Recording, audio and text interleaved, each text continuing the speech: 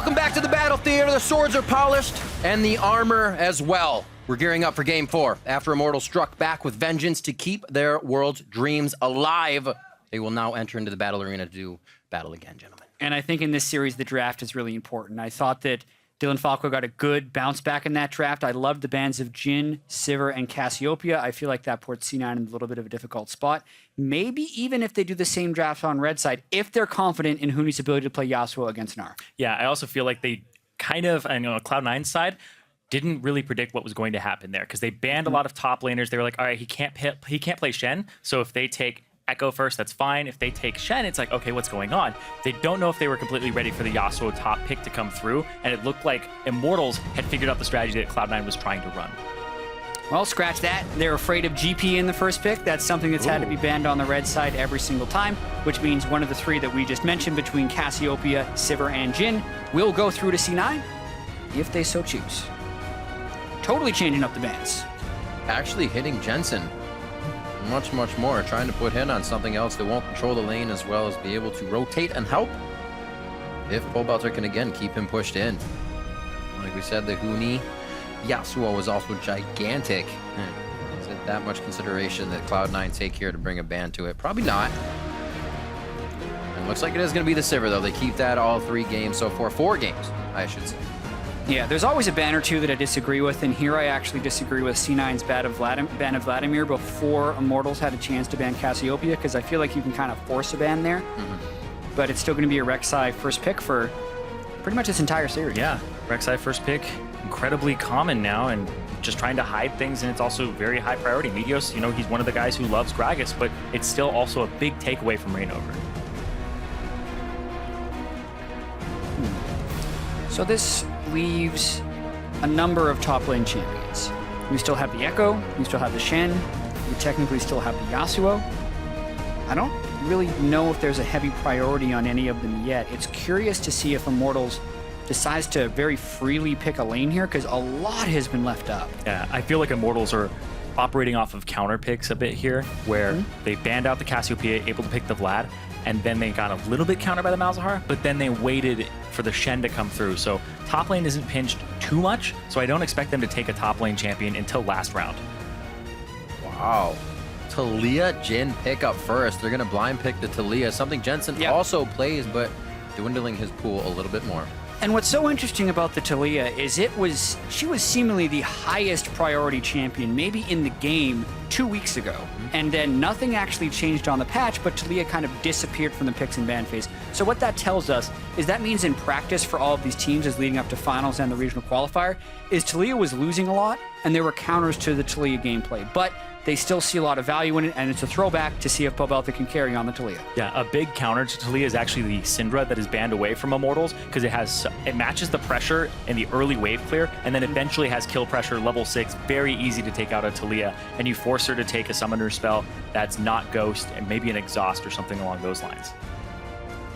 Yeah, I find it so interesting, actually, how Immortals is putting in one mid lane ban in the last 2 games, and that almost telegraphs what mid lane pick they want. Yeah. When they wanted Vladimir, they banned the Cassiopeia. Here, they wanted Taliyah early, so they banned the Syndra.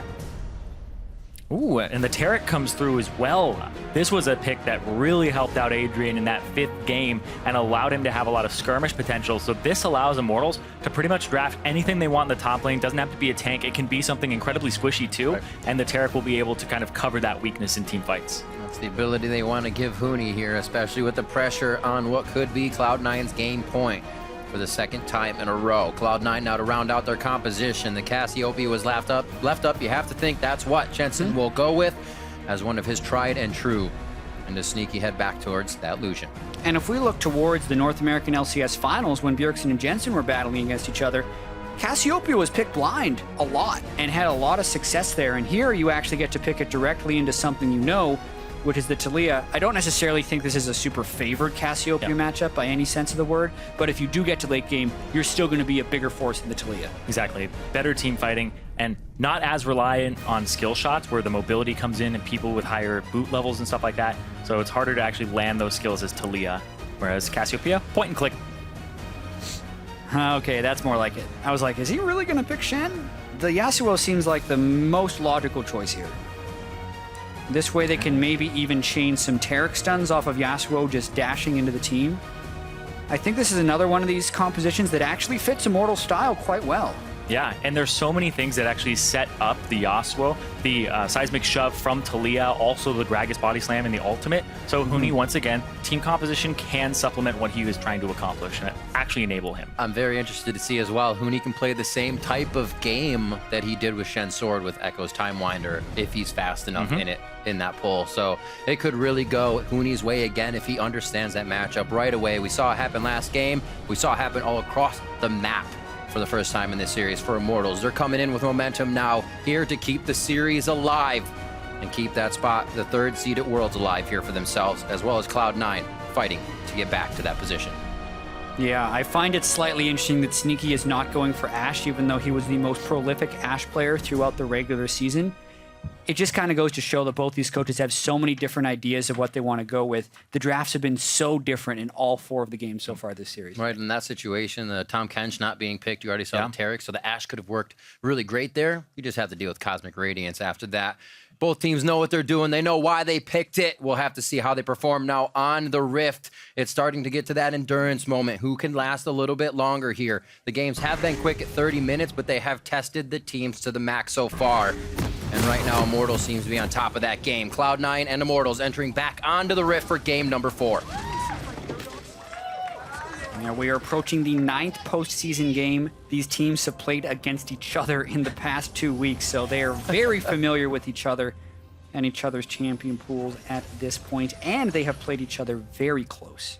Yep. Yeah, the number 2 and 3 team during the regular season, and then they ended up changing in playoffs. Cloud9 ended up being the number 2 team, overtaking Immortals, but none of that matters. This is the match that matters to make it to Worlds, to make it that your season got you to the championship. A lot of safety. Summoner spells. Exhaust for both Pobelter and Adrian. Smooth the exhaust and the Ghost Flash there. So the kill potential, while still high with ganks and whatnot, these teams are looking to win as a team in the fights, not just in small skirmishes. We'll see what happens. Hasn't really been that much early game aggression here, so both teams will get to that fight phase as they want to. Yeah, a very small point I want to pay a lot of attention to is what happens at level 1 in the mid lane. A lot of times Talia can shove in the first wave so quickly that you then go and steal Raptors. If a lot of you guys remember Game 4 for the North American LCS Finals, Jensen tried to do this against TSM, and TSM had actually done a short jungle route and killed him when he went for it. So it's a play that you can do to gain an early edge in the lane, but very recently we have seen a play to counter it. If Pobelter is really trying to play to win and taking risks, he's going to go for the Raptors. But if that's in the back of his mind, he's not going for it. All right, little does he know that is a top-side start from Meteor, so not a fast red to the Raptor gank, as we saw by TSM.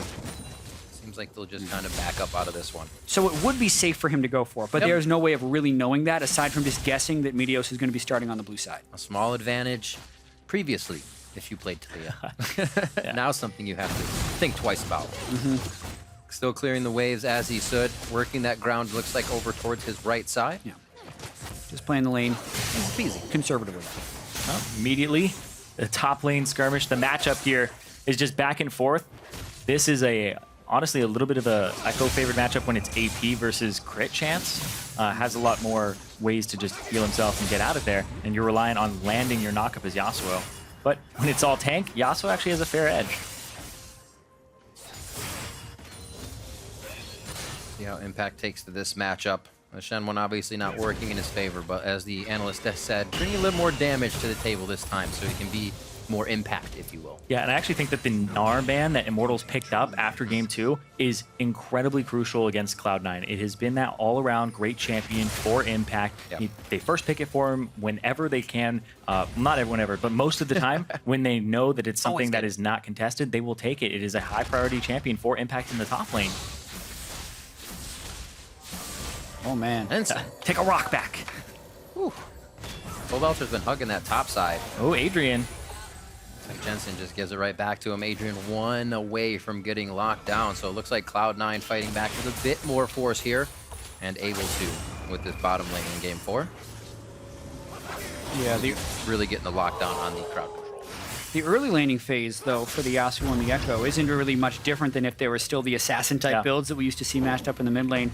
I do think it is a little funny, actually, that this used to be like the epitome of skill matchup, the two assassins that would give like the highlight duels, the AP Echo versus the crit Yasuo, and now it's like the two bruisers that fight each other for 45 seconds. Like, that's what it's come down to. Yeah, you realize at 20 seconds who's going to win, and then that person has to start running.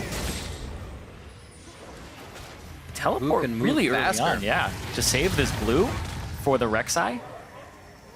Not much different than teleporting to the turret. He's going to lose a few creeps, and now if he gets chunked out, that'll really hurt him. He's going to have the shield and the stun up here. Actually, a flash in for Meteos. They think they can fight back on this one. They have the damage onto Huni. He has to watch out for Grump aggro as well as any other aggro. They both peel out of that one, but Summoner is spent on both sides. And this is a kind of big too, because that's both summoners from Impact, whereas Huni still has a teleport, still has his flash available, and it's a healthier Reignover who can still invade the jungle. Yeah, and this is Gragas trying to go in onto the Rek'Sai and doing it successfully. This will also extend his blue buff, which can really power his clears, and maybe even give him a decent CS advantage over the Rek'Sai. Adrian? That is going to be a hit. He gets the heal out, saves himself. Beautifully done. And Wild Turtle held his heal as well, so good composure there. A little scary. They don't even have to blow any summoners on that. He still has the exhaust if they do go for the dive, so that'll stave off C9.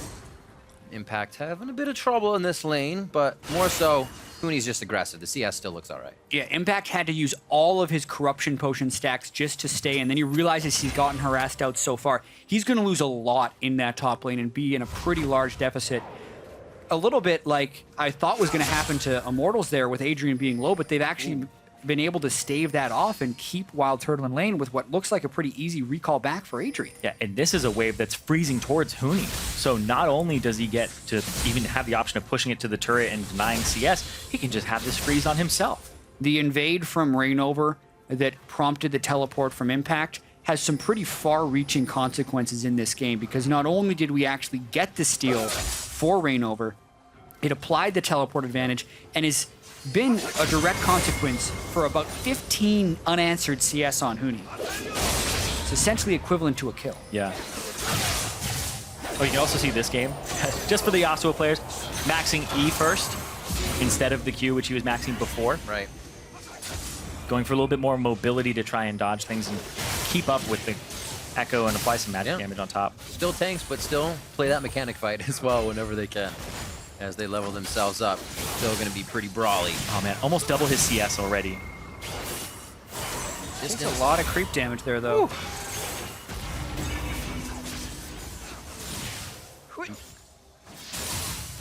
That's going to get pretty volatile up on the top side. Reignover level up on Meteos right now, so we may see something crazy happen here as he heads towards that. Krugs is down, so he's going to be seen by this ward. His Impact says, getting a little too aggressive without vision. Slows him down. Reignover coming up top because the level 6 happened for Huni, but there is a pink ward here, so gonna deny some vision from Impact, but still pressure on this top lane in favor of Immortals, and that's a big boon for them. That's where they need it, and if you think back to the series where Immortals ended up losing it to Cloud9 in the semis, it's because they couldn't get pressure top in a lot of those matches. Yeah, and it's the Mortals you are used to seeing, although Huni gets interrupted on his recall. Nice prediction there by Impact, because they had cleared the wards in that brush, and Huni was trying to get that early recall off. He needs to go back to base to convert his gold advantage over Impact. Echo does have a good, easy time pushing this wave in. It is a cannoning wave, so he'll probably lose 2-3 creeps. Didn't have too much. Only grabbed himself a ruby crystal, but it's getting there. Takes time to let that wave pile up as Impact pushes it in. Actually teleport down, so he may lose a good bit here as it crashes in. Mid lane 75 to 62 as the tier continues to stack up for Jensen's side, only at 144 right now, but keeping Pole Belter at his turret to prevent him from doing a little roam walling. Yeah, and I'd say that's a pretty good laning phase so far by Jensen, especially when Talia would have had the option to shove in a little bit at level 1. Pole Belter's itemized defensively, Jensen's kept him pushing in. And they know that he's going for this. They saw him with the ward walk over here, and it looked like it was a possibility for Meteos to try and make a play in combination with Jensen, but they decide not to. And there he goes, just walking up. And we talked about when Meteos was keeping even with Reignover, with Gragas versus Nidalee. It's not quite as impressive that the Gragas is ahead of the Rex side, but it is still a little surprising. Ooh, flash play here. Got the Bastion go back. They get a good stun. Meteos comes in. No Cosmic Radiance here. Wild Turtle can't even get back to ult. He doesn't have enough room. Will he be able to finish on Adrian as Sneaky gets that relentless pursuit with a few more shots, but it does not clear him out. They, however, pick up first blood. Yeah, pick up first blood. They had to actually use a lot to get that. The knockup from Meteos didn't hit Wild Turtle, so they had to spend a little bit more, but the exhaust did come through from Adrian. So overall, very good play there from Cloud9, which gives them an advantage. Still a great gank overall, because they were able to get the summoner spells out as well as the kill, and they also strike exactly when they needed to, right before Adrian hit level 6 on Tarek. It'll also probably give him this Ocean Drake. Oh, walls Meteos off in the pit by himself. It's like old. It's like oh, no. Oh, he used the disengage, and Reignover has no mana. Adrian over the wall. Remember, there's still no ult there for him. Reignover as well. Sneaky's going hard on this one. He's going to get the kill on Adrian. I don't know if they have the guts to go for Reignover here unless Meteos is close enough, and they are going to start hovering. Got to watch out for Turtle. What was Immortals thinking going for that harass there? They'd already lost the duo lane. The Drake was all but taken. Pobelter didn't even arrive. And they're just meandering into the pit with Reignover and Adrian. It gives a kill back over to Sneaky. We'll see it here again. It seems like not having Meteos gave them too much sense of security. Yeah, that's a really strange play there from Reignover, because that ultimate is his disengage. He runs out of mana, doesn't have enough for body slam immediately. It just comes up after, so he's forced to use his flash to get over the wall. And then Adrian walks up and ends up dying. He's trying to support his teammate, but nope. Ends up going down and giving another kill over to this Lucian. Yeah, that is really tough for them. They'd been able to accumulate a very small advantage on the top side, but yeah, starts with a good gank and then ends with a bad play by Immortals. Whatever advantage they had in laning phase is long gone. Yeah, and Ocean Drake goes over as well, which will help the laning phase from Cloud9. Is definitely a big thing for Echo top lane. You don't have to back as frequently. He spends a lot of mana clearing these waves. Ooh. Very nicely done. Actually got the phase dive in to enter goal, if you will, goal side on the turret, get himself towards Yasuo. So it seems like Impact is actually kind of adapting to that situation, unlike he could with Shen's sword. 72 to 82 still there. Huni keeping into the top side. Actually had teleport for that fight in the bottom. Would have been even worse though if he would have lost lane to that, and then the result of both, or just, sorry, Reignover dying, or I should say Adrian. And now back to lanes. First turret still yet to go down. A lot of gold could just fall into someone's pocket very fast. And Immortals was able to utilize that last game and really catapult themselves. I don't know if that's going to be the case here. Impact just applying so much pressure in the top side now, despite being at what was a 50 to 30 CS deficit early on in the game. And able to keep the pressure up too, because he just ults straight back to lane as Huni has to clear the wave and recall. And he interrupts his recall again, so Impact gets a clean base off, and then is still able to get back to disrupt Huni. That's just going to continue to keep Huni at his turret. And Huni realizes he's going to have to try and clear this wave during that time. He's not going to get a clean recall for himself and may have to burn his teleport to get back, unless he gets jungle assistance, but he can't go topside. Reignover is occupied in the bot lane, because that's where Meteos has been hanging out. Yeah. Unless Huni gets some help up from Reignover, I almost feel like when he recalls, he will lose the turret. So he has to sit on those items for a while. He's going to get his recall off here, but that's a full wave. He'll have to use his teleport. I just realized he still has his teleport. Yeah. But he's then going to opt into a teleport deficit. And you can see the CS being caught by Impact very quickly. Yeah, didn't see that ward. He's having too much fun surfing. Yeah. That's a really early upgrade by Jensen for the blue triangle. Yeah. Yeah. Pobelter doesn't think to check. It's going to stop his roam's top lane, too. Might be seen by Reignover as they come down. Oh, yeah, Impact's playing that really well now. Getting the 3 proc off onto Huni and Huni's wing wall. Not doing exactly what he needs it to do in these. And here's the thing as well. In this top lane matchup, Huni has actually wasted so much time because the way that you punish the Echo is his ultimate is down. And then you get an item advantage, TP back in lane. You have the possibility of maybe killing him. But now, you're going to have to go for a flat kill while he has that ultimate backup. And Hootie is sitting on 2,000 gold. Yeah. His recalls have been endlessly delayed here, so like even though he's able to get his CS up, they don't actually have kill threat impact. So I think the reason Rainover's up here is actually to prevent Hoonie from having to burn his teleport to get back to lane. He wants to shove it out, find a recall position, get there, and then be able to walk back to lane. Yeah. Stopping the possibility of a freeze or a hard push and making sure he can clear this wave and then get a nice recall off. But he needs to run really far back because he's had a couple Pretty of scarred recalls. Yeah. There we go. He can see where impact is. Make sure that he's not coming. Ash Arrow, not even in the game. Stop him from backing. Another quiet game now, 14 minutes in. A little less action than we saw last time. More like the first game. So invade on the could blue. Explode. There's the TP from Hoonie. As I say it, let's see the action. Ding ding goes the bell. Blue is going to go over. That is Rainovers as he smited it down. Bastion's going to lock down Smoothie as the rest of the team gets in. They're actually piling the health bars in, but the AoE is huge from Immortals. That swings back around with Impact's damage as he takes down Rainover, and now it's 4v1 on Wild Turtle. Impact may stay alive. There was a burn, but he will. And now Jensen starts to push forward here. Cloud9 scattering hard enough that Immortals couldn't finish off those kills. Wow, what a massive fight right there for Cloud9, because it looked like that was how Immortals could get back into the game. Hootie finally went back with his 2k plus gold, finally bought, and then could teleport immediately into a fight where it seemed like they'd section Cloud9 off, but the fight just doesn't work for Immortals. Adrian dies before his ultimate completes onto him. C9 just seemed to all get away with very low amounts of health. And let's watch this one more time. The Wild Turtle throws all of his shots out. They're hitting Smoothie, and Sneaky is the one who goes after Hoonie. So Hoonie, 2,000 gold spent, whatever. This 3-0 Lucian is zoning him from the fight. Impact able to get his ultimate off and get another kill, and that whole top half of the fight, they're trying to weave spells in there, but Jensen just does so much already, and Hoonie... Whoa! Only so healthy. That was his last breath as Impact takes him down. 30 seconds on the clock now, and again, that lane swings in favor of Impact. Yep, that double buff as well as having 4 stacks already on his Dark Seal. He's starting to get to the point where you're considering him a Magize. Also has a very nice Sunfire cape to just keep taking against Hoonie, even if he tries to wander off. 27,000 now to 24. First turret hasn't even been taken down for that gold bump.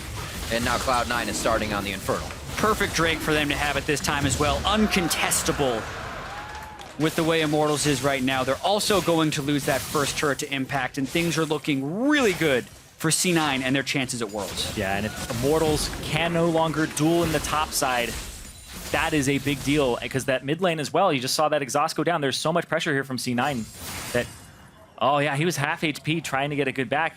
And Impact has flash too, and Hoonie doesn't, so no minions to try and outplay on for Hoonie. Just incredibly greedy by Hoonie. He recognized he shouldn't have been shoving that wave, gives another kill over to his lane opponent. It leads to the turret, so that's almost like giving 2.5 kills worth of gold over to him just like that. We talked about how when Immortals falls behind, they tend to make some very aggressive plays to come back into it.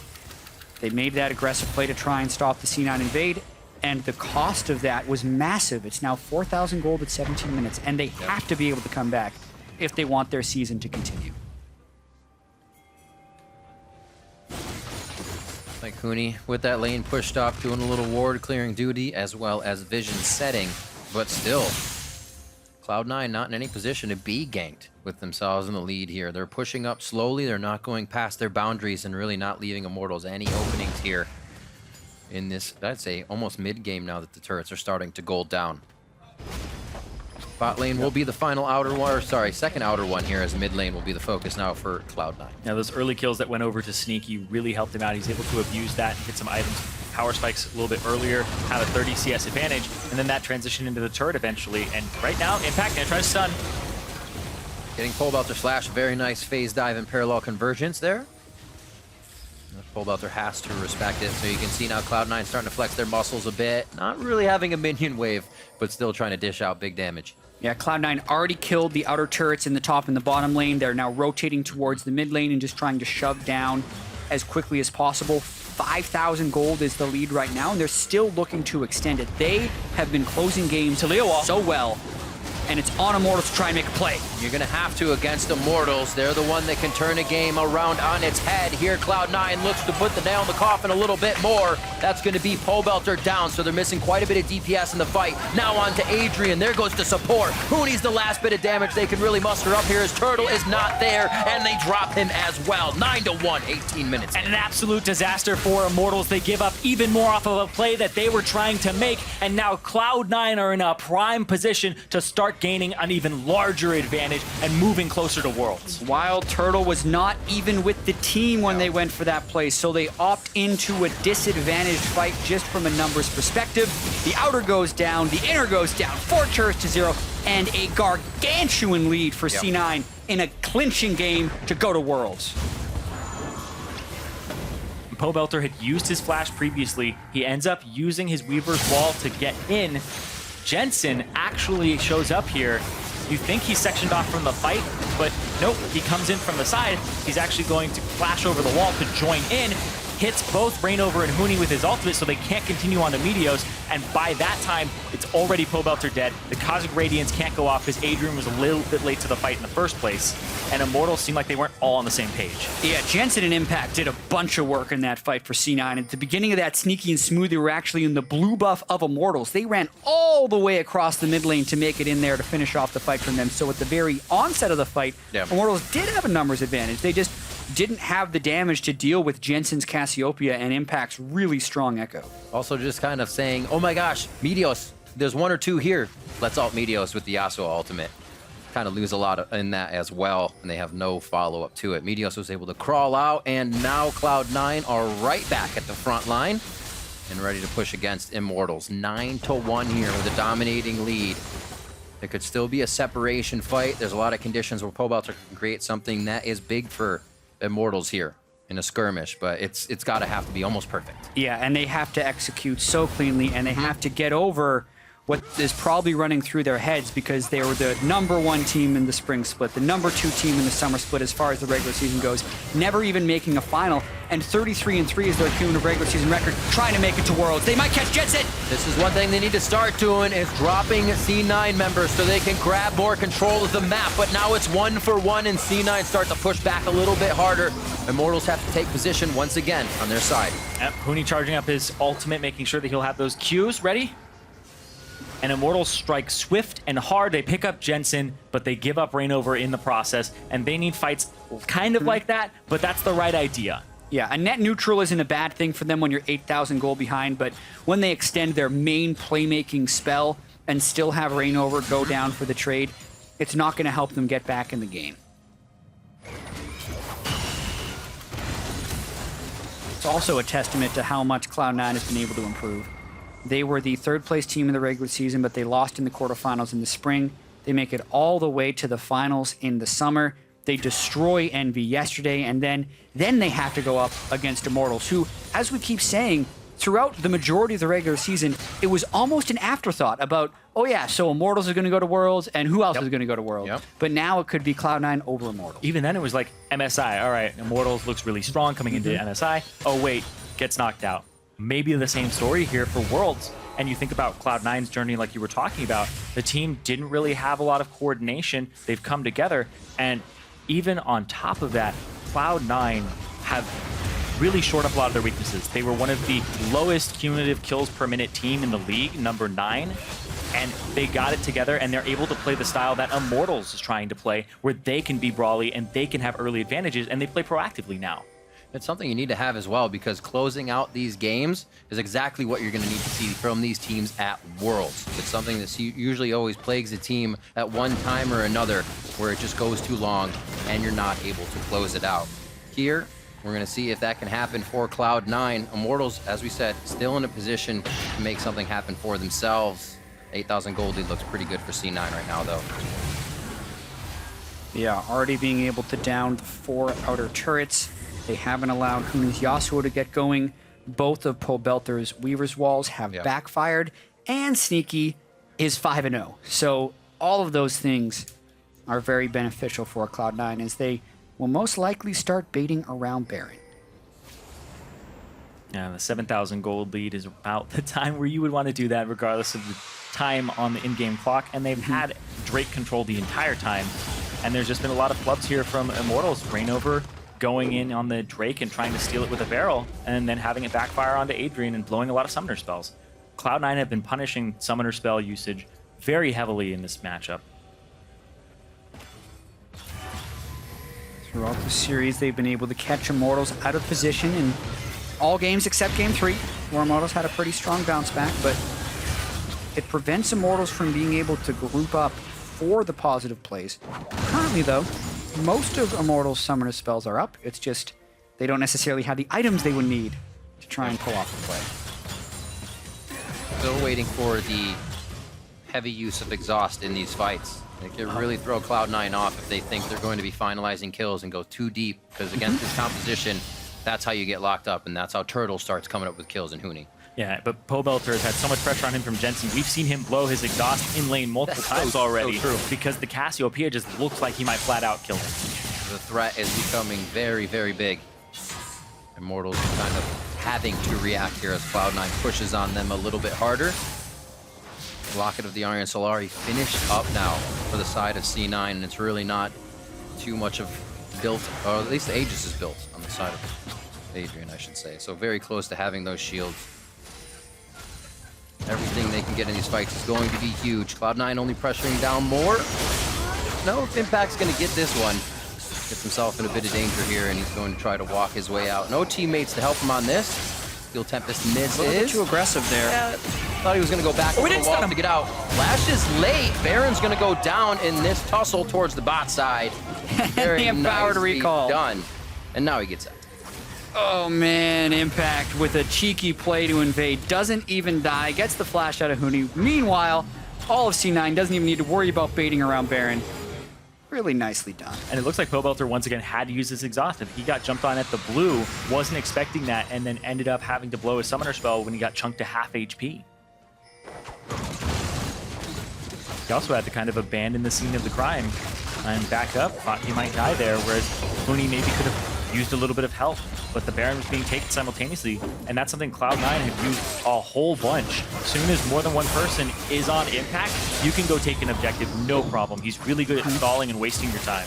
It's also one of the big strengths of Cassiopeia, just the massive damage per second on Baron, even without a Mountain Drake, which will not spawn in this game, since we have the Cloud Infernal and Ocean Drake already. Still kill it extremely quickly, and now there's just not the wave clear options that Immortals would like. Looking like we're going to see more turrets fall for Cloud9 unless Immortals can pull off a miracle. Abilities used. As Immortals is a little scared here of the pressure Cloud9 is able to put on. Those world streams just a few hanging threads away here for Immortals as they try their damnedest to hold on. A few Youmu's being thrown off, seeing if Sneaky can get anything out of Immortals. Looks like they are happy to just stay and stop the siege for now. Again, this top lane fight back and forth. It may be going in Impact's favor this time, and he does take down Huni. That's free time. That's what Cloud9 was waiting for. They don't even have to wait for the pressure. It's taken to Immortals. Pobelter's going to try to finish what Huni started. Does he have it? Parallel convergence? No. Not going to be able to come out and help him. That's Pobelter pulled away, however, and they're on the inhibitors. Yeah, maybe more. Rainover getting locked down. They tries to throw down the Cosmic Radiance, but it's too late, and it doesn't get Turtle either. He goes down, and it looks like Adrian is left alone here as Pobelter has to get back from the other side of the map. Adrian close to going down, and so is their Nexus. And they might be going after these turrets right here. Sneaky flashes. Cloud9 getting in means so much to them and the members of Cloud9 to get back to Worlds with this new squad. They're trying very hard, but no, this may not be the moment. They'll have to take another chance. Huni TP. He's trying to actually get more off of this, but nope. Yeah. TP's in and just runs away. He can't do it. The ward was not even nearly deep enough. It seemed like C9 was a little impatient there. They wanted to get on the plane. They wanted to start their boot camp for Worlds, but they didn't have minions. They had to wait. C9, they knew they had a 3 versus 4 on this one. They burst out Rainover before the Taric ultimate can hit. They get the stun onto Wild Turtle, and then they're just like, you know what? We killed enough people. Let's go for the win. Yeah. And Adrian, that was also an ultimate that did not hit Wild Turtle, and that's what prompted them to jump immediately on him because the Cosmic Radiance was down. And Adrian's ultimates in this game have been a little bit late because Cloud9 are striking so fast, either as a response or the proactive play that they're making. They are just eliminating Immortals from the map, and it's very hard to react with those few seconds before the invulnerability comes out. Cloud9, seconds away from possibly lighting that fuse they've been waiting for. It's going to be the Drake first. They have their head in the clouds in this 4th match. And they will now be making their way towards the inhibitors. 2 left for them on the mid and bot side of the map. It looks like they're going to force IMT, obviously, to fight around those inhibitor turrets to make this happen.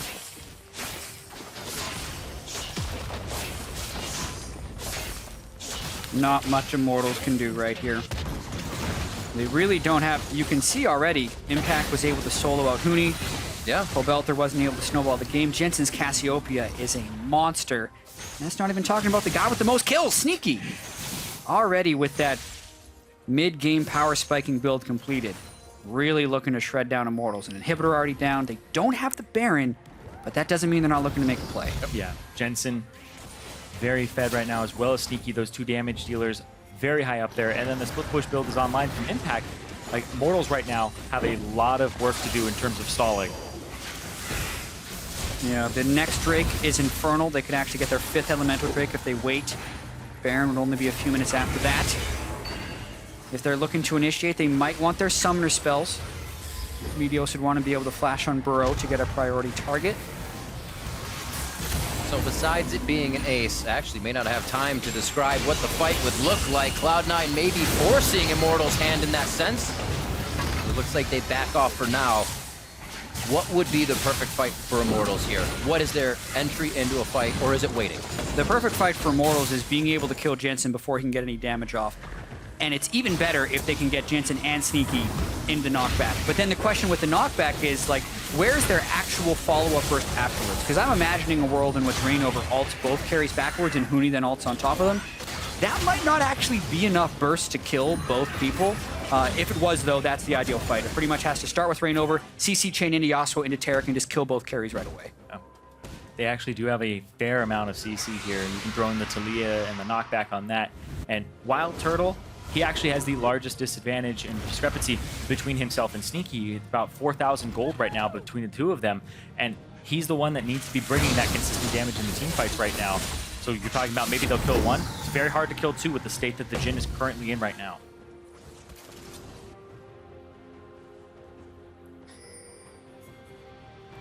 Yeah, Baron's only a minute away. So it looks like that's going to be the next thing C9 turn for. They don't even necessarily need to get the Baron.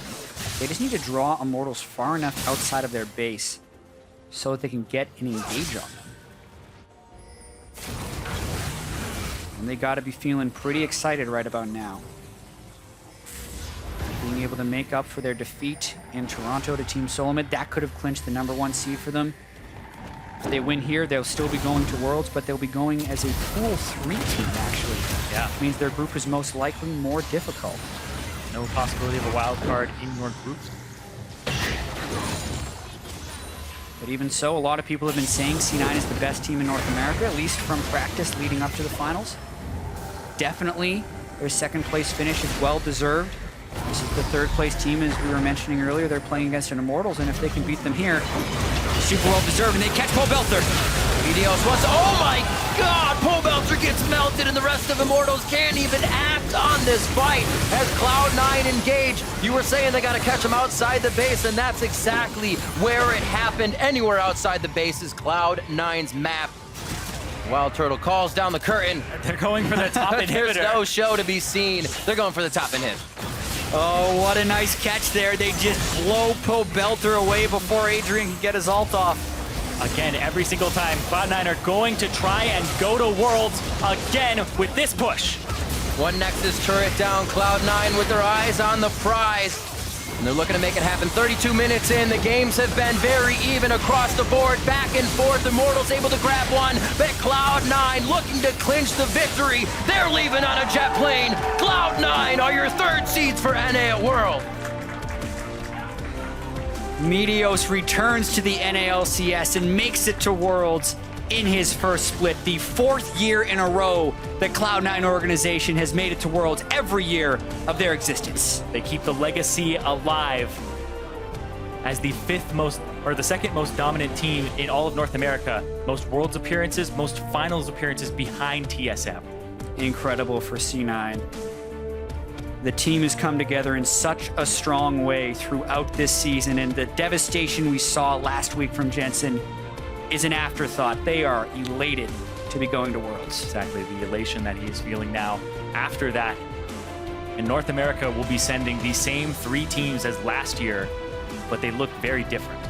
And how incredible is that? You're looking at this Immortals team who is clearly not in the highest of spirits because they were 33-3 in the regular season, and they will not be able to go to Worlds. The most dominant team from a win percentage perspective in North American LCS history. They have the highest winning percentage of all other teams, yet they finish 4th at the end of it, and they don't get to go to Worlds.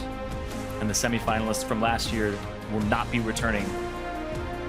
Yeah, because Huni and Reignover are now not going to Worlds, that means every single member of the undefeated Fnatic squad last year that made it to semifinals That's true. will not be attending Worlds. An amazing split for both teams. Immortals trying to find that victory coming into this split, and Cloud9 looking to rebuild to get to that victory, and having Reaper come in May has seemed to do wonders for the team. Absolutely. It's been an absolute joy to watch this team go through everything, like swapping supports out, what's going on. He knew what he was doing the entire time, and now the squad, they hold him in such high praise. And another thing there too, you saw Jensen, that sigh of relief. He's going to Worlds, but also coming into this matchup, both of these teams, like you were saying, look like they could go to Worlds and be teams that would represent North America. Yeah, and the ability to bounce back as well. Like, they were devastated after that loss. I'd never seen Meteos be as tilted during a series. He played terribly in the last few games against TSM, but he was crushing in a lot of these games against Reignover, the spring split MVP, and also Reignover was the 3rd place in MVP voting for this split as well. So like the whole Cloud9 team, incredibly well deserved to be able to go to Worlds because they had to earn it. They beat Immortals even in the playoffs, and then they beat them again. So like very clearly, they deserve it. Yeah, it was not a fluke at all. And they showed that they are your 3rd representative here, that they deserve it, that they put in the hard work, and that, honestly, the organization having to rebuild multiple members, new coaching staff, trying things out, it has paid off for them. And now they're ready. They already feel behind. Getting on a plane tonight to go over, join TSM in the boot camp, and try to see what they can do at World. It's going to be an amazing task for them, for all the NA teams to undertake here. Yeah. And it's been a pleasure watching them all place for the seeding at Worlds. Now for the player perspective on today's match and the road to Worlds, let's head down to Dom for an interview with C9 support. Thanks, guys. I am joined by Smoothie. First of all, congratulations on making it to Worlds. How does it feel to be able to follow up on the promise you made in Toronto? It feels really good. I intended to keep that promise, and it worked out. Yeah, it certainly did. So, obviously, as the rookie on Cloud9, making it to Worlds so quickly, what does this win mean for you as a player? I've been playing for a long time, and it just feels really good. I feel like I've at least met expectations for my team because they've all been to Worlds before, and they've all been really good in the past. And this is my first time I can actually shine. So it feels really good to meet their expectations. Yeah, well, certainly a great showing. And speaking of expectations, now you've made it into Worlds. Looking ahead, is there anyone you're excited to play against? Obviously the Korean teams and like SKT, Rocks Tigers, and just RNG. I think a lot of their bot lanes are really, really good, and I just want to learn from them. All right, well, we're looking forward to see that performance in just a few weeks. But Smoothie, again, congratulations on the victory. Cloud9 to Worlds, everyone. We're going to send it over to the analysts to break that series down. And don't go anywhere, because we've also got a few words with a few more. Thank you very much, Tom. That's right. We will have another opportunity to interview some other members of Cloud9 who just qualified as the 3rd seed, as I lose the paper, as the 3rd seed to the World Championships for NA here in 3-1 fashion over Immortals. In this 3rd game, right back to where they were at the first 2 games of this series, responding in kind to that Yasuo pick in the top line, top lane rather, the Echo much more impactful. Right, they just put Impact back in a situation where he's able to make plays. It's not as much of a hang on to lane phase farm and then follow with an ult. He can actually take over, and once he had a couple advantages, he started getting the solo kills back onto Huni. And they make sure they have a solid bottom lane. You have Lucian Braum able to dominate the laning Much phase, stronger. and it's so much easier to transition. And I think that they went into this draft, Cloud9, knowing that the Yasuo pick was a big possibility. And by taking the Braum and the Lucian, those are the two toughest AD carries for a Yasuo to deal with, because Lucian's so difficult to actually get on, the repositioning from his dash, and then Braum on top of everything. A Yasuo that is in melee range, as soon as Braum attacks you, you're probably going to die. Same with Rek'Sai too, just unburrow as soon as he tries to dash around you. I want to take a look at our first clip here. It's going to come 14 minutes into the game. One that we thought looked to be going in Immortals' favor here, but ultimately Cloud9 will come out ahead 3-1. I mean, it's this kind of thing where Immortals isn't quite all on the same page. Adrian gets a little far the rest of his team. Huni's on the backside dealing with Sneaky, and then this ultimate doesn't actually finish channeling onto anyone. If that managed to keep the rest of Immortals' lineup healthy, they probably can win this fight, but then, like we said, it's too disjointed. Right as Huni goes out, Turtle flashes in, they're able to pick up a kill onto him and just kind of open the game up. And from that point onwards, it was just Cloud9 taking over the entire game. In the early stages, we were a little bit worried. Maybe it could go to game 5. Immortals was getting good advantages in the laning phase, particularly topside, about almost a 20 CS lead, and the matchup didn't look that well. But after that point, I think he got double buffs off that point. It was just game over. Yeah, we had double buffs at the end of that fight, living with a sliver of health. Goes up, kills Huni right after, basically. That was kind of the big thing there as well, having the opportunity to get that solo kill in the top lane because of a bit of an overextension by Huni with no help there, meant that Impact had full control of that lane from that point onward. Was able to harass pretty well as well with that Ocean Drake, allowing him the opportunity to regen in lane between harassment. I want to jump now ahead to 18 minutes in the game, 3-0 for Cloud9, rather, around the red buff. And this kind of seals the deal, funnily enough, at only 18 minutes into the game. And this is going to come in with a really nice flash ultimate here. The wind wall's not going to be able to stop it. And once that two-man stun hits, it's already just a massacre for Cloud9. Midas is going to be able to burrow over here, get a nice little smite over to get extra healthy, and then Huni's just going to be left with dying here with the Braum. As soon as he comes in, you get tagged with the Q, you're dead. You get stunned. There's no actual way for the Yasuo to get out of this, so maybe they tunneled a little bit too much in maintaining that pick. Right, and there were a couple things they could have maybe done better too, was just with the Taric, maybe the flash exhaust into his ult could have kept someone alive. He just came walking around the backside, and the fight was over by the time he finally got in. The ult only hits him and the Huni, who's not really Well, it started out with Huni engage. using the ultimate right onto Meteos on the edge, which is not going to net anything, and that just diminishes the actual presence that you have in a team fight. It completely counteracts the idea of Gragas Yasuo, right? You want to use that cast with the Yasuo to get a nice ultimate off, as opposed to just on one guy on the side that's clearly going to be able to escape. Well, with the series complete, we can highlight the player who went the extra mile to earn our Player of the Series award. It's going once again to Impact. What is there to say other than this guy has been a monster all playoffs long and didn't disappoint today? 2 massive performances on Gnar, solo kills left and right, and a great showing on Echo in Game 4, showing once again that he's a force to be reckoned with, returning to form as he was in Season 3 as a world champion, getting his opportunity as well to return to that world championship, but this time with a new roster. The question will be, how can Cloud9 perform? Will they perform at Worlds as one might expect a former world champion to do? We're going to get an opportunity to look a little bit more at the highlights, but here I have a couple victorious Cloud9 members in Meteos and Impact, as well as a translation help here as well. So, gentlemen, we've qualified for Worlds. Impact, my first question is to you. This is the first time you're qualifying for Worlds since you won the World Championship in Season 3. What does it mean to have another opportunity to make a run for the title of Best in the World? 자, 이제 시즌 3에서 승리를 한 이후에 처음으로 롤드컵을 가진 거잖아. 이제 북미에서 진출을 하게 됐는데 이게 기회가 너한테 어떤 건지, 어떤 의미가 있는지, 그리고 다시 도전을 하는데 어떤 정신을 가지고 들어가는지. 저를 일단 제가 그 전에 안 좋은 모습 시즌 4, 5 때 안 좋은 모습 보여줬단 말이에요. 그러다가 이제 이 시즌 6 와가지고 좋은 팀원들 만나서 좋은 모습을 보여주게 되는데 이제 제 가치를 제가 그 전에 인터뷰 계속 말했단 말이에요.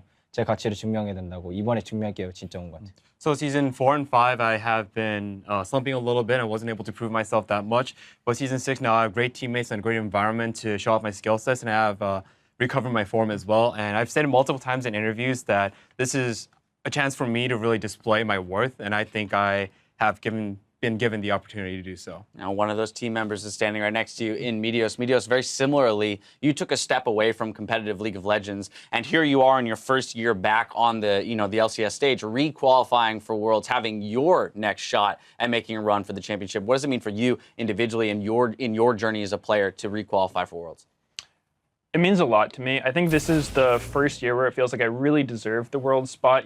Before it felt like I was kind of along with the ride. Cloud9 was always just ahead of North America, but this season it felt like I really had to sort of like rediscover how to jungle. I was being punished for things I was never punished for. I had to learn a lot. I took some steps backwards to move forwards, but it means a lot finally qualifying. It feels like I worked really hard for it, and it's a nice feeling. Let's talk about that journey then for you as an individual. We have asked you about that before, and you have had some high praise for the organization that's around you. But I want to ask specifically, given the coaching staff, not just Reaper but Robin here as well, what was it for you returning to the LCS? What was your major change, the major switch that kind of catalyzed your growth as a player this year specifically?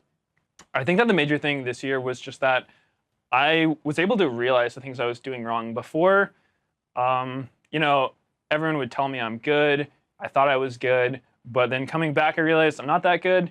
And so I guess it's just some humility, just realizing there's so much I have to learn. Even now, I still feel like I have so much more to learn about jungling, and I'm enjoying it. All right, now with that, you've also had high praise for Impact in the top lane and the fact that playing with him is a treat. You hear things such as top die, and there it is, a solo kill. So Impact, I've got to ask you, when it comes to being on this team, I want to hear the reverse. What is it like to play with players like Meteos, Jensen, Sneaky, and Smoothie? 메테오스랑 이제 다른 팀원들이 너에 대한 칭찬을 굉장히 많이 하겠잖아. 근데 반대로 너의 입장을 들어보고 싶어. 너가 생각할 때 이 메테오스나 스무디나 스니키는 젠슨이랑 같이 하는 거 어때? 저를 일단 편하게 플레이하게 만들어줄 수 있는 팀원들이고 한타 때 정말 믿음직스럽고 그냥 믿음직스러운 팀원이기 때문에 제가 제 플레이를 100% 보여줄 수 있던 것 같아요. So my teammates made me very comfortable inside the game, and it's really easy to play out the game with my teammates. And I can rely on them and trust them both in team fights and in lane. So yeah, I think those are the key things to say about those guys. I mean, the teamwork shows through all of the gameplay. My next question is what's next, immediately for Cloud9? It's no secret that you guys are about to hop on a plane today and fly to Korea for a boot camp. But this was a decision that was made either win or lose. You guys were going to go to Korea either way. So I kind of want some insight, Meteos, on that decision, to make a stab at, hey, we're going to go and practice whether or not we're playing in the World Championship or not. Well, I actually don't think we would have went to Korea if we lost. It was the same thing as Gauntlet last year. Jack just bought the tickets in advance saying, I hope we win. Oh, okay. And, all right. Yeah, we couldn't let him down. Well, I mean, you got to think positive, right? You wouldn't want to walk in and say, well, who knows what will happen, right? So I appreciate the candid response there. My next question is, within the actual environment of Cloud9, Meteos, you're one of the few pro players that actually does not live with the team. And I'm kind of curious about that dynamic because I think, so much of esports has evolved into this, there's team houses and you do everything together. What has it been like for you to kind of be a pro sitting on the outside of a team house, but still having to tackle the same challenges as any other organization in terms of coming together and winning as a team? I don't think that living outside the team house has negatively affected me at all. If anything, it kind of helps me focus because when I go to the C9 house, it's just all business. We scrim. We just have to work as a team. And then afterwards, I go home, have my own place, just get a chill, stream, do whatever. So I guess it's a good way of separating like the really serious practice from the not as serious practice. You get that moment to step back, reflect, and kind of internalize. Impact, when we look at Worlds and we look at NA as a region and how they stack up internationally, this year we finally saw, for example, CLG do fantastically at MSI, being the second, strongest team at MSI. How do you feel North America as a region and the talent that we have here in TSM, CLG, and Cloud9 will perform at Worlds? 북미에서 세 팀이 가자. TSM, C고 CLG가. 근데 이 북미라는 지역이 이번에 MSI에서 성공을 한 것처럼 선사를 한 적이 있는데 이번에는 어떨 것 같아? 북미라는 지역이 세 팀이? 북미 팀이 팀 운영적으로도 발전 많이 했고 그리고 피지컬은 솔직히 그렇게까지 밀린다 생각 안 들어요. 그래서 충분히 경쟁할 만할 것 같아요. So I think NA teams have improved dramatically in terms of their macro play, and in terms of mechanics, they are not that far behind either. So I think they'll do fine. All right, my last question to you, Impact, is that as you are moving on to the World Championship to compete for North America, I want to give you the opportunity to say anything to, the fans and supporters of Cloud9 and NA as a whole before you guys make your trip there. 국민 지역 전체랑 시구 팬들, 응원해준 사람들을 위해서 마지막으로 하고 싶으면 아무거나 한마디. 답달. Top die. I love it. All right. Meteos, anything to add there to, to the NA fans, the greater NA fans out there before Cloud9 makes their trip to Worlds? Oh, well, I just want to say thank you to the fans because our split wasn't the cleanest. We had some rocky moments, but I feel like we've worked really hard, and there's been a lot of support behind us. It feels really good. Even when we lose, everyone's saying you'll get them next time. So just a big thank you to the fans. All right. Well, you guys much-deserved qualification for Worlds. Once again, I want to thank you, Meteos, Impact, and Robin for help on the translations and wish you the best of luck in your Worlds run. Now, as we bring our analysts back onto the desk with the NA Regional Qualifier complete, we can finalize our roster of World Championship contenders. 3 teams from each of the 5 premier regions have qualified. 2 teams from the IWC. You can see here the pools on your screen. ROX, EDG, Flash Wolves, and TSM all at the top of the pack with their first place finishes, and Splice, Cloud9 joining Pool 3 today. Worlds will start with 4 total groups, 1 team from the top and bottom pools, and 2 teams from that Pool 2. So, gentlemen, now I turn back to you. We've got our 16 teams locked in. How are you feeling about this with the seeding involved? Spicy tournament. Yes, Pool 2 looks crazy because, as we know, Europe lost their spot in MSI, so you see G2 in there. Exactly. With the other people like SKT. It's an insane looking Pool 2 when you're normally used to seeing like the very best own, there's so many good teams. Even now. Pool 3, you have Splice and Cloud9, both of which went to the finals, so technically they could be the second best team in the region, and the pool might be a label that is not necessarily indicative of the skill of these teams. Very much so, and then you look at things like SKT being the 2 seed out of Korea, yet they lost to KT. KT loses to Samsung, and so in terms of relative power there in LCK, with those teams coming out of that region, I think it's very hard to judge exactly where everyone stands. So really, I think it's just shaping up to be an explosive group stage because it isn't necessarily so cut and dry. Right. I mean, usually you see Pool 1 is like the clear-cut best teams in each These region. guys will all go to the quarterfinals. I mean, that might not happen. It could very well be the only Worlds that you look at and be like, this guy is a massively clear favorite in this matchup because it's such a developed style that all the regions have adopted that a lot of it came from mimicking kind of Korea, making sure that they are up to par in the actual macro. And now that the macro is kind of there, as Impact had mentioned, how do they stack up? This is kind of like the first time where we get to see these teams compete on as close of a playing field as it's ever been. And I think the thing that people are going to get really excited about is the fact that we see a lot less lane swaps now, basically none. So you'll see these individual matchups where you get to see just how good is Impact, not how well does the team move around him. Is he a great team player? It's can he actually just stomp everyone at Worlds? Because no one seems to be putting up enough of a fight. Well, so let me ask you this, and it's unfair of me to ask you this because we don't have evidence. But I will ask you the same question I asked Impact in that, okay, NA talent, went to MSI, put up a great showing, second. Here we're moving into more international play, obviously with no international play evidence in the last 3 months. How do you feel, objectively, from your position, how do you feel the talent in NA across TSM, CLG, and Cloud9 will stack up against? I think at least semis. I think NA can make semis this year. I think that's pretty safe. I haven't watched a ton of the other regions, but there's one thing that I like, and it's that they really seem to know what they want to do, like most of these top teams for NA, and I think teams like C9 that let Impact just be a monster all the time. They have these like really well-developed play styles, and it's just about how they match up. Yeah, I feel like clarity is a good word there, where all of a sudden it feels like NA teams are operating with some sense of clarity around the map, right? We actually see conscious decisions to make rotations and create advantages, where in the past it's been very much in a reactionary style. Mm-hmm. We're moving from a fiesta to an organized dance. There it is. Yeah. This is a choreographed dance, no longer a clown fiesta. All right, well, with all of our Worlds teams, we'll face off starting September 29th. But first, we'll need to distribute them into groups. They will get their chance to prove just how good they are against the world's best. Runs Tigers take it. GG. Welcome to the G2 era. And they are going to get a spot in Worlds again.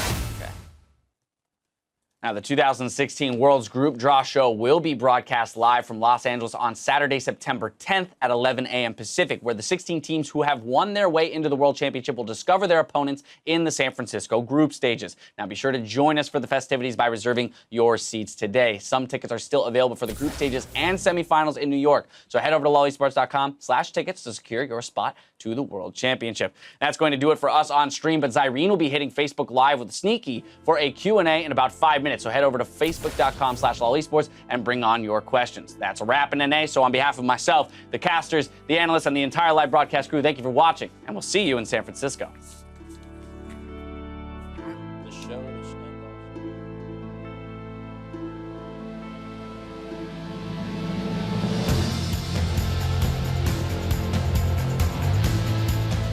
Who will be the final qualifier going to Worlds for NA? We're going to find out here in this best of 5 series. Immortals versus Cloud9. We're going to win. Definitely we're a better team. We got this. We're going to see Adrian going down. The Tempered Fate does not help too much. And they are on to Smoothie. Immortals now losing. This is huge for Cloud9. Get on Rek'Sai. Rek'Sai's stuck. Echo's in the pit. Echo's in the pit. Careful. Kite. Yo, Baron's really low. We can finish it. We can finish it. Great hit up from Rainover, but can the rest of the team follow? That has been the question. He is a focus, and he goes down immediately as Pobelter finds himself left alone on the front line. Another one. A triple goes to Sneaky. So what are you doing here, Meteos? Make up your mind. He's putting pressure on a Pobelter. Whoa! Wait a minute! This was planned out forever! Why did Pobelter stay? They're just trying to finish the job, but Impact looks like he wants to finish the job. Curtain call pushes out Huni. That's the ultimate, so he's looking for a target. He actually has the back line right in front of him, but the team can't engage. Turtle and Rainover getting pushed away. The flash body slam into Turtle. There's the teleport from both teams. Meteos and Rainover on the backside, in and out. And there's the hit. That's going to be Adrian going down along with Rainover. Cloud9 getting pushed into their base. And this is Pobelter going hard on the flat. Mouse. We got Mouse. Hey, look at Shen. Look at Shen. Greg SG. Don't let him be over the wall. They enter Cloud9's base 3 minutes early of both of Cloud9's wins, and they look to finish this one. They aren't leaving without a fight. Bastion's going to lock down Smoothie as the rest of the team gets in. They're actually piling the health bars in, but the AoE is huge from Immortals. That swings back around with Impact's damage as he takes down Rainover. I flashed over. We can buy. We're coming up. I'm telling you. We'll be there in 10 seconds. They're Terra culting. We'll be there in 5 seconds. Coming over. Rainover getting locked down. They tries to throw down the Cosmic Radiance, but it's too late, and it doesn't get Turtle either. Talia. Talia's dead. Terra Flash. They're leaving on a jet plane. Cloud9 are your 3rd seeds for NA at World. Feels good, man.